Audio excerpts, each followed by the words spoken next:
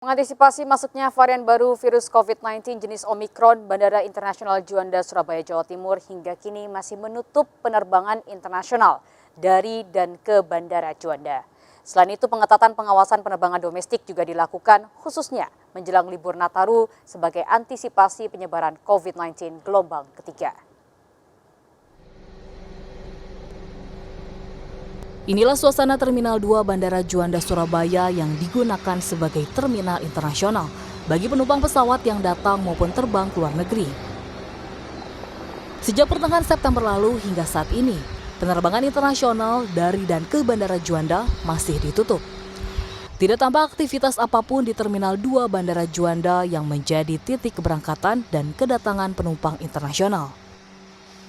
Penutupan Terminal Internasional Bandara Juanda Surabaya mengacu pada ketetapan Peraturan Kementerian Perhubungan tentang pembatasan penerbangan internasional akibat pandemi COVID-19 yang masih terjadi hingga saat ini. Terlebih munculnya varian baru COVID-19 jenis Omikron, membuat pihak pengelola bandara masih menutup terminal kedatangan dan keberangkatan internasional. 8 rute penerbangan internasional yang dilayani, lebih dari 10 maskapai penerbangan hingga saat ini masih ditutup hingga batas waktu yang belum ditentukan. Sejak pertengahan September lalu, sesuai dengan surat edaran tersebut, Bandara Juanda belum beroperasi untuk melayani penerbangan internasional. Selain menutup terminal internasional, sebagai langkah antisipasi masuknya varian Omikron dan terjadinya gelombang 3 pandemi akibat libur Natal dan Tahun Baru, pihak Bandara Juanda juga memperketat pengawasan penerbangan domestik melalui Terminal 1 Bandara Juanda Surabaya. Pemeriksaan dokumen kesehatan mulai dari surat vaksin hingga surat bukti bebas COVID-19 melalui hasil tes swab antigen dan PCR diwajibkan bagi tiap calon penumpang dan menjadi prioritas pengawasan petugas di bandara. Dari Sidoarjo, Jawa Timur, Pramono Putra, iNews melaporkan. Dan pemirsa, sejumlah negara termasuk Indonesia menutup pintu kedatangan dari 11 negara terkait COVID-19 varian Omikron. Kita segera bergabung dengan juru bicara vaksinasi COVID-19 Kementerian Kesehatan, Ibu Dr. Siti Nadia Tarmizi. Selamat siang Ibu Dr. Nadia, salam sehat selalu Bu. Selamat siang, salam sehat. Baik, Ibu Dr. Nadia, apa update dari penyebaran COVID-19 varian Omikron? Sudah terdeteksi di negara mana saja Bu sejauh ini?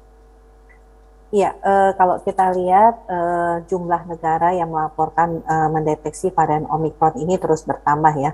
Kemarin kita mendengar termasuk 2 hari yang sebelumnya itu Amerika menyatakan bahwa mereka sudah mendeteksi adanya Omikron ini, sehingga ada lebih dari 20 negara yang saat ini sudah melaporkan. Dan kemarin baru saja kita juga mendapatkan informasi Singapura dan India juga sudah mendeteksi adanya Omikron ini. Jadi total kurang lebih 24 atau 25 negara sudah melaporkan mendeteksi adanya varian Omikron ini. Tapi sebagian besar varian Omikron yang dilaporkan di negara-negara di luar dari negara Afrika Selatan ini sebagian besar adalah didapatkan kasusnya dari pelaku perjalanan yang memiliki riwayat perjalanan ke Afrika Selatan maupun negara tetangganya. Baik, untuk mengantisipasi penyebaran COVID-19 varian Omikron, selain menutup kedatangan dari negara yang terdeteksi sudah terdapat kasus varian Omikron, apa saja Bu kemudian yang harus diwaspadai oleh masyarakat?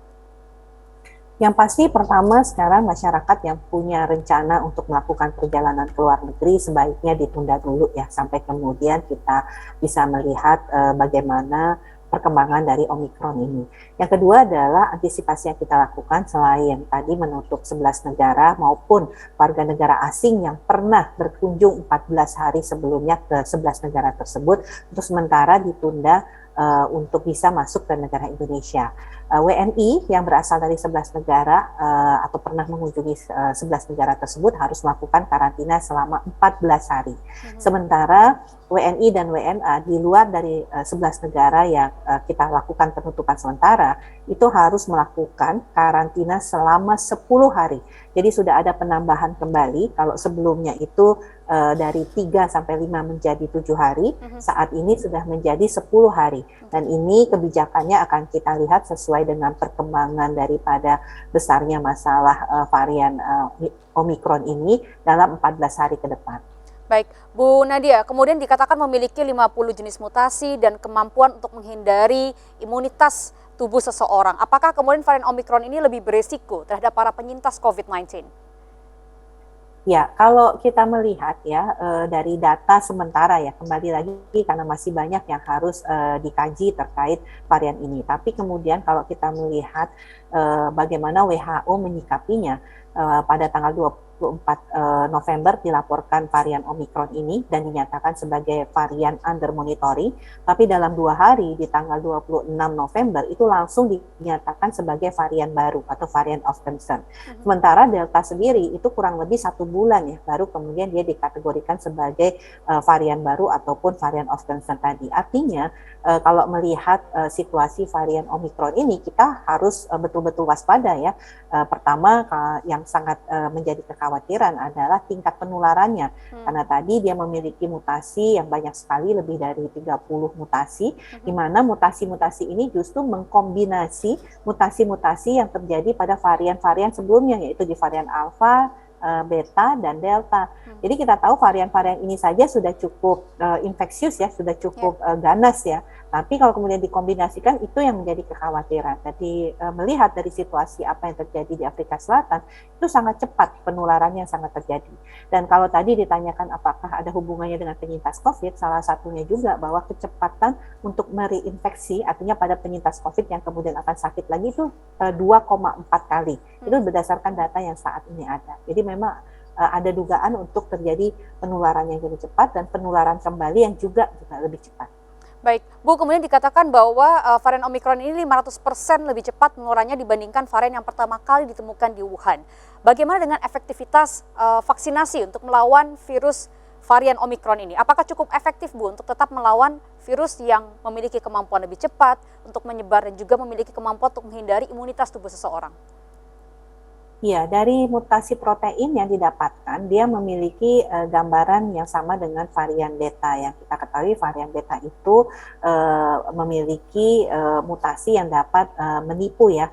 Jadi membuat antigen tadi menipu sistem imunitas kita yang kita sebut sebagai escape immunity. Nah, selain kemiripan dari mutasi yang terjadi dengan varian beta, ada juga mutasi-mutasi protein lainnya, sehingga diperkirakan bahwa dengan dia bisa mengelabui sistem imunitas kita, ini tentunya akan menurunkan ya respon tubuh kita ataupun pada akhirnya efektivitas daripada vaksin tersebut. Tapi ini kembali lagi sedang dikaji lebih lanjut seberapa jauh penurunan efektivitas ini. Tapi kita belajar dari varian-varian sebelumnya, varian baru menimbulkan penurunan daripada efektivitas dari vaksin, tapi itu bukan berarti menjadi nol ya, atau tidak ada sama sekali. Terjadi penurunan, tetapi tidak membuat efektivitas itu menjadi nol. Oke, baik Bu, yang terakhir masih terkait dengan vaksinasi. Kalau kita lihat di beberapa negara sudah kembali menggalakkan vaksin booster untuk menghadapi varian Omikron, termasuk di Amerika Serikat. CDC sudah meminta warga Amerika Serikat untuk kemudian melakukan vaksinasi booster. Nah, di Indonesia sendiri, kapan vaksin booster akan diberikan kepada masyarakat? Yang pertama yang harus kita pahami bahwa untuk pengendalian pandemi ini tidak cukup hanya sekelompok orang saja ya yang mendapatkan perlindungan proteksi dari vaksin. Kita banyak melihat bahwa negara-negara yang belum menyelesaikan vaksinasinya sampai dengan 100%, itu juga mengalami kondisi peningkatan kasus pada saat munculnya varian baru. Jadi di tengah tentunya keterbatasan vaksin yang ada, kita harus menyelesaikan vaksin dosis 1 dan dosis kedua, yang kita tahu untuk masyarakat Indonesia, dosis kedua itu masih sekitar kalau kita lihat 54% ya yang harus kita kejar untuk dosis kedua. Sementara untuk dosis pertamanya itu 32% lagi sasarannya. Nah, di sisi lain kita juga mengetahui bahwa ada prioritas-prioritas yang perlu diberlakukan untuk pemberian vaksinasi tambahan dosis ketiga, terutama pada kelompok rentan. Salah satunya seperti tenaga kesehatan, kemudian usia lansia dan dewasa di atas usia 18 tahun dengan gangguan atau kelainan imunitas. Ya, karena kita tahu pasti akan ada respon yang lebih lemah ya dibandingkan tentunya masyarakat yang tidak punya kondisi-kondisi tersebut. Nah, untuk nakes kan sudah kita mulai vaksinasi dosis ketiga. Betul. Dan kemungkinan untuk booster ini akan kita utamakan dulu di tengah tentunya ketersediaan vaksin yang ada kepada para lansia. Nah, nanti apakah kemudian ada rekomendasi WHO bahwa memang booster ini perlu diberikan kepada kelompok lainnya di luar kelompok rentan, ya nanti kita akan lihat apakah nanti mekanismenya bisa melalui mekanisme mandiri atau berbayar. Baik, kalau begitu terima kasih Ibu Dr. Siti Nadia Tarmizi, juru bicara vaksinasi COVID-19 Kemenkes, atas penjelasannya kepada seputar Anyus Siang RCTI. Sehat selalu Bu, dan selamat melanjutkan aktivitas kembali.